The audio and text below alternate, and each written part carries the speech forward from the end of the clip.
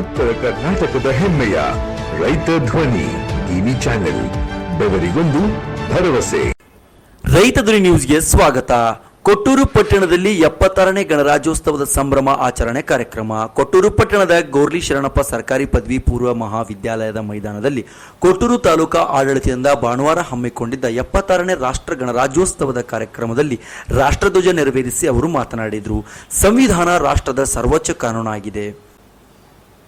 ರಾಷ್ಟ್ರದ ಸರ್ವೋಚ್ಚ ಕಾನೂನು ನಮ್ಮ ಹೆಮ್ಮೆಯ ಸಂವಿಧಾನವಾಗಿದೆ. ಇದಕ್ಕೆ ವಿಶ್ವ ಮಾನ್ಯತೆ ಇದ್ದು, ಇಂತಹ ಸಂವಿಧಾನವನ್ನು ಯಾರೊಬ್ಬರು ಅರ್ಥ ಕೆಡಿಸಿದಂತಹ ಜನತೆಯಿಂದ ಕಾಪಾಡಿಕೊಳ್ಳುವುದರ ಜೊತೆಗೆ ಅಭಿವೃದ್ಧಿ ಪಥದತ್ತ ಸದಾ ಮುನ್ನಡೆಯಬೇಕು ಎಂದು ಕೊಟ್ಟೂರು ತಾಲೂಕು ತಹಶೀಲ್ದಾರ್ ಅಂಬರೀಶ್ ಜಿ ಅವರು ಹೇಳಿದರು.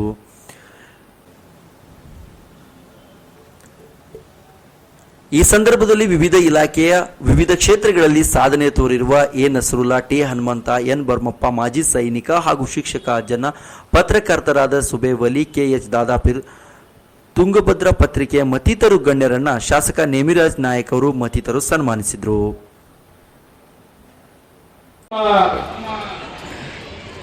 ಕೊಟ್ಟೂರು ತಾಲೂಕಾ ದಂಡಾಧಿಕಾರಿಗಳಾಗಿರುವಂತಹ ಅಂಬರೀಶ್ ರವರೇ, ಹಾಗೆ ನಮ್ಮ ಪಟ್ಟಣ ಪಂಚಾಯತಿಯ ಅಧ್ಯಕ್ಷರು ಸಹೋದರಿ ಪತಿ ರೇಖಾ ರಮೇಶ್ ರವರೇ, ಹಾಗೆ ಉಪಾಧ್ಯಕ್ಷರಾಗಿರುವಂತಹ ಸಿದ್ದಯ್ಯನವರೇ, ನಮ್ಮ ತಿಪ್ಪಣ್ಣನವರೇ ಮತ್ತು ಸರ್ವ ಸದಸ್ಯರೇ, ನಮ್ಮ ತಾಲೂಕಿನ ಅಧಿಕಾರಿ ವರ್ಗದ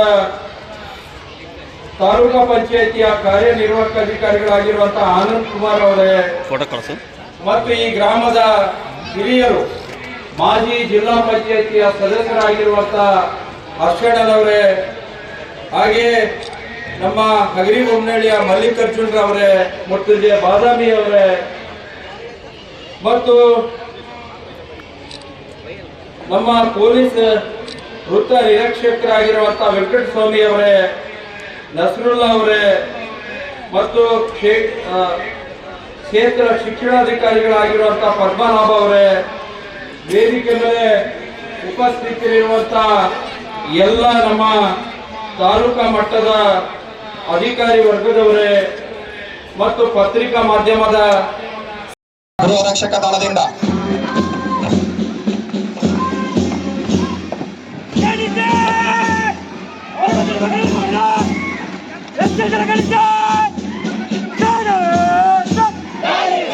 ಈಗ ಎನ್ಸಿಸಿ ದಳದ ಕೊಟ್ಟೂರೇಶ್ವರ ಕಾಲೇಜಿನ ತಂಡದಿಂದ ಧ್ವಜ ವಂದನೆ ಶರತ್ ಶಿವಶಾಲಿ ಅವರಿಂದ.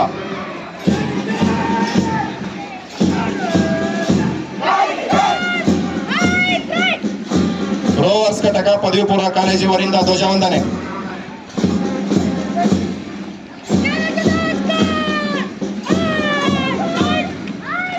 ಸರ್ಕಾರಿ ಬಾಲಕಿಯರ ಶಾಲೆಯ ನಾಯಕತ್ವವನ್ನು BM ಪೂರಿ ಅವರು ವಹಿಸಿಕೊಂಡಿದ್ದಾರೆ.